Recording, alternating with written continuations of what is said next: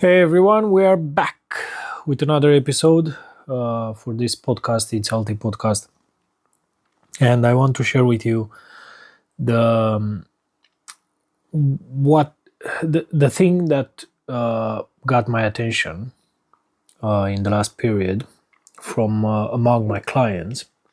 So, as you know, I was a personal trainer for around 7 years abroad in two different countries.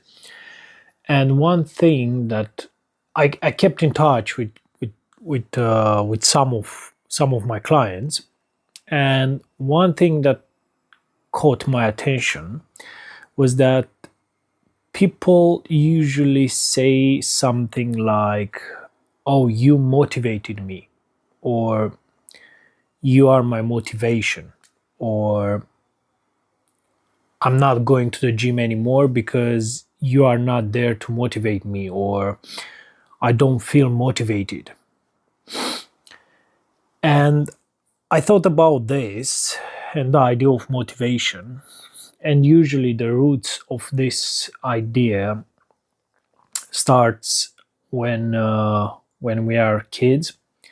Even even if we can't remember the vibes and the energy, it's still there. So most most of the parents, when they have kids, they when the kids when the babies start learning to walk, and they try to develop this skill, the parents transform inevitably in some motivational coaches, and they encourage the kids to keep going. Even if they fall, they encourage them to come on, get up, keep going, and they support them every single step. Well, the thing is, with time, this approach diminishes, and in some cases it goes on the other extreme, where the parents demotivate kids to do things or to try new things and fail and try again, and all this process that happened when the kid, as a baby, started to uh, trying to learn the skill of walking. So usually when people are getting uh, the excess of fat along the way, and they realize that they need to lose weight, when they enroll in this kind of programs like losing weight, losing 20 kilograms in 3 months, or any personal training program with a personal training, the personal training feel a void in their life, and that void is the lack of motivation that is should have come from the parents, relatives, and friends, usually people that are around them most of the times. So because of that, the personal trainers feel that void, but actually it fills that void just for a period, for those 3 months, but doesn't solve the main problem. And the main problem is to understand that you are your own cheerleader, and you need to find the motivation in yourself. You have to do some exercises. You have to understand what are the events in your life that determine you to stop motivating you, to stop being your cheerleader, because this is what happens in most of the cases. We forgot this important thing, that we actually rely so much on external people to motivate us, that we forgot that in this life we are just we with us, only with us, with our body, with our mind, with our soul. So Because of that, we start create an addiction to this kind of people. And when these people leave our life, because will not personal trainer will not stay for a lifetime. Most people can't afford that. Even if you are very rich, you don't need a person that stays with you like for 30 years. It's just unreal, this kind of thing. So that's why I think people should understand this mechanism, and should understand that the main problem is in the past, and understanding this process of from the moment they start being on this earth and being a baby and start trying new things, like, or trying to develop new skills like walking, for example, and they had a motivation, or they had the parents to motivate them. And if the whole, like, in the next 20 years they experienced a kind of demotivating vibes, let's say, from their parents, relatives, and people around them, they have to understand that that period created, like, blocked the idea of becoming their own cheerleader. So obviously this brings together the self-esteem.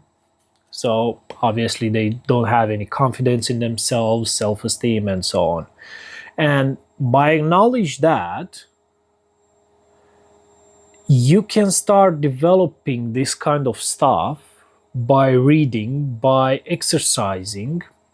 There are lots of exercises out there on the market. You can ask ChatGPT right now, like exercises for becoming my own cheerleader, and how to motivate myself, and how to increase my self-confidence and self-esteem, and so on.